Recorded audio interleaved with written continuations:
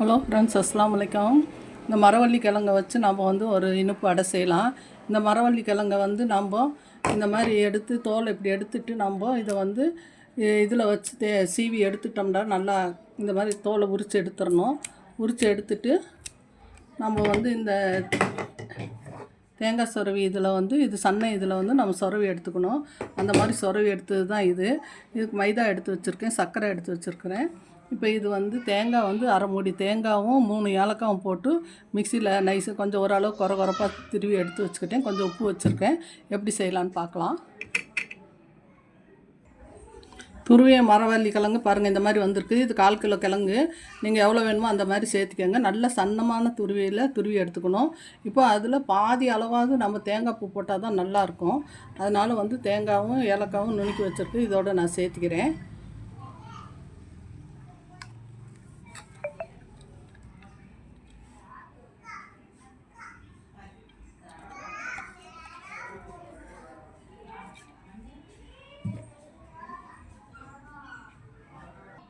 தேங்காய் இந்த மரவள்ளி கிழங்கு ஏலக்காய் இது 3 சேர்த்துக்கிட்டேன்.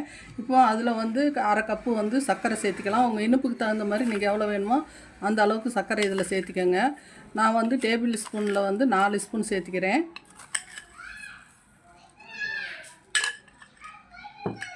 ஒரு பிஞ்சு உப்பு சேர்த்துக்கலாம். நாம் மைதா மாவு கொஞ்சம் சேர்த்துக்கலாம். நம்ம ஒரு 2 ஸ்பூன் சேர்த்துக்கலாம். சேர்த்துட்டு இது நல்லா பிசைஞ்சு நல்லா கலந்து கொடுக்கலாம்.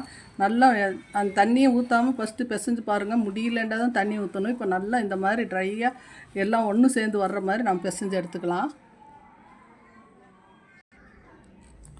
நான் இதுக்கு தண்ணியெல்லாம் சேர்த்தலை. பிசைஞ்சு சர்க்கரையுடைய இதுலேயே வந்து மாவு நல்லா பிசைஞ்சு வந்துருச்சு இந்த கிழங்கு. இதை நம்ம இந்த மாதிரி சின்ன சின்ன உருண்டைகளாக உருட்டி எடுத்து வச்சுக்கலாம். நீங்கள் இனிப்பு வாயில் வச்சு பாருங்கள். இனிப்பு ஒன்று உங்களுக்கு வேணுண்டா சேர்த்திக்கங்க, இனிப்பு போதுண்டா விட்டுருங்க. இந்த மாதிரி உருண்டைகள் எடுத்து வச்சுக்கலாம். நம்ம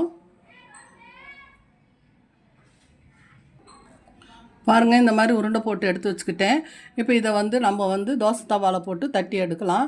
இந்த மரவள்ளி கிழங்கு கிடைக்கிற சமயத்தில் இந்த மாதிரி செஞ்சு சாப்பிடுங்க. பிள்ளைங்க வந்து அவிச்சு கொடுத்தா அது வந்து அதிகமாக சாப்பிடாதுங்க, வேஸ்ட்டு பண்ணிடுங்க.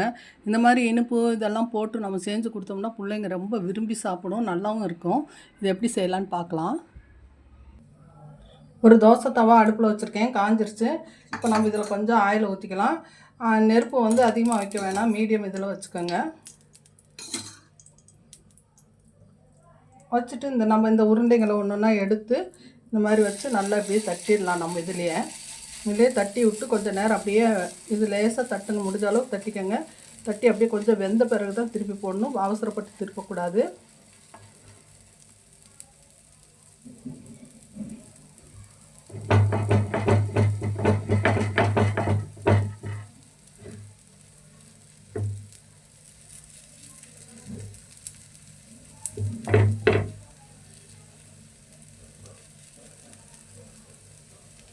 இது கொஞ்சம் நேரம் வெந்து வரட்டும்.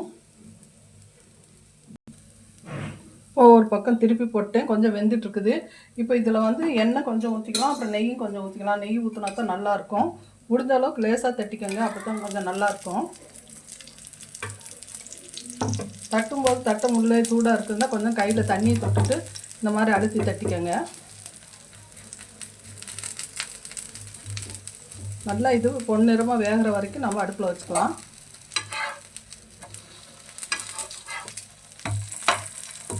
நல்லா இது வந்து வரட்டும்.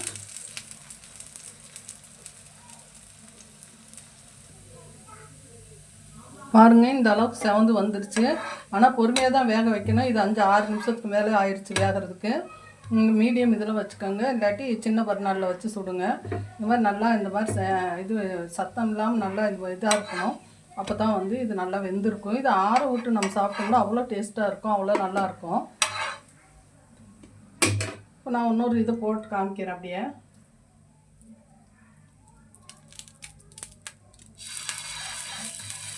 கொஞ்சம் தண்ணி கையில் தொட்டுக்கோங்க. தொட்டுக்கிட்டா தான் தட்டுறது கொஞ்சம் ஈஸியாக இருக்கும்.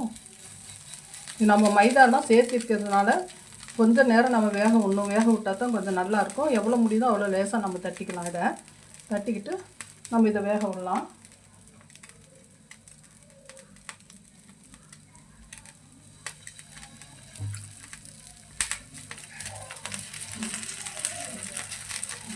தண்ணி கொஞ்சம் கூட நான் சேர்த்தவே இல்லை இதுக்கு. அந்த சர்க்கரையோடைய இதுவும் அந்த தேங்காய் அந்த மரவள்ளி கிழங்குல இருந்த தண்ணியும் அதே சரியாக போயிடுச்சு. இப்போ பாருங்கள், இது நல்லா தட்டி கொடுத்தாச்சு. முடிஞ்ச அளவுக்கு லேசாக தட்டிக்கங்க. தட்டினது கொஞ்சம் தின்னாக இருந்துச்சு. இப்போ இது லேசாக தட்டிட்டு இது மேலே ஆயில் கொஞ்சம் நெய் கொஞ்சம் நம்ம ஊற்றிக்கலாம். கொஞ்சம் ஆயில் நெய்யும் கொஞ்சம் சேர்த்து போட்டால் தான் கொஞ்சம் நல்லாயிருக்கும்.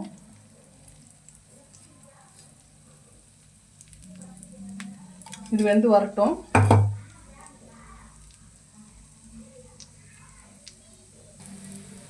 பாருங்கள், கொஞ்சம் நல்லா இந்த பக்கம் வெந்திருக்குது. வேகாமல் நம்ம எடுத்துட்டோம்னா அப்படியே உடஞ்சிரும். இப்போ கூட உடஞ்சிருமே நம்ம தெரியல. இல்லை, இந்த மாதிரி திருப்பி போட்டுக்கோங்க. திருப்பி போட்டுட்டு நல்லா வேகட்டும். மிச்சம் இருக்கிறதெல்லாம் சுட்டுட்டு அப்புறம் நான் காமிக்கிறேன்.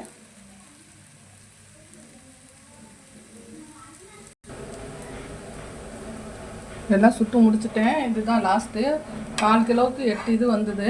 இப்போ இது வந்து நல்லா திருப்பி போட்டு நல்லா வேக விடணும். ஒரு புரோட்டா எவ்வளோ நேரம் வேகுமோ அந்த அளவுக்கு வேக விடணும். நீங்கள் இப்படி சின்னதாக செஞ்சு நம்ம செய்ய லேட்டாகுது, நம்மளால் முடியல அப்படின்னு நினச்சிங்கனாக்கா பெரிய உருண்டையாக போட்டு கட் பண்ணி நீங்கள் செஞ்சுக்கோங்க. லாஸ்ட்டில் நெய் கொஞ்சம் ஊற்றிட்டு நம்ம இதை எடுத்துடலாம். நல்லா இது வேக விடணும். நல்லா அழுத்தி வேக விட்டால் தான் நல்லா ஒரு இதாக இருக்கும், உள்ளே வெந்து வரும்.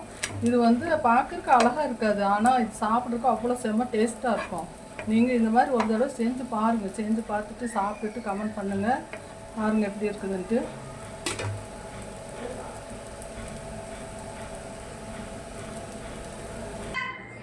நீங்களும் இந்த மாதிரி மரவள்ளி கிழங்கு வச்சு இந்த அடை செய்யுங்க. பாருங்கள் எவ்வளோ சூப்பராக எப்படி வந்திருக்குது. இது சாப்பிட்றதுக்கு அவ்வளோ சூப்பராக இருக்கும். பிச்சாலும் அவ்வளோ ஈஸியாக பிக்கலாம், அவ்வளோ நல்லாயிருக்கும். பாருங்கள், இந்த மாதிரி நல்லா பஞ்சு மாதிரி வந்திருக்குது. இந்த மரவள்ளி கிழங்குங்கிறது சிலருக்கு தெரியாது, அதனால தான் இதை எடுத்து வச்சுருக்கிறேன். இப்போ இந்த மாதிரி செஞ்சு பாருங்கள். லைக் பண்ணுங்கள், ஷேர் பண்ணுங்கள், கமெண்ட் பண்ணுங்கள், சப்ஸ்கிரைப் பண்ணுங்கள். அஸ்ஸலாமு அலைக்கும் வரஹ்மத்துல்லாஹி வபரகாத்துஹு. அஸ்ஸலாமு அலைக்கும். நிறைய பேர் வீடியோ பார்க்குறீங்க, ரொம்ப சந்தோஷமாக இருக்குது. மெம்மேலும் என்னுடைய வீடியோவுக்கு ஆதரவு தாங்க. எனக்கும் உடம்பு நல்லா இல்லாதனால நான் வீடியோ அடிக்கொடுக்க போட முடியல. அதுதான் காரணம் ஒழிய வேறு எதுவும் இல்லை. எல்லோரும் அல்லாஹ் இறைவன்கிட்ட துவா செய்யுங்க. அஸ்ஸலாமு அலைக்கும்.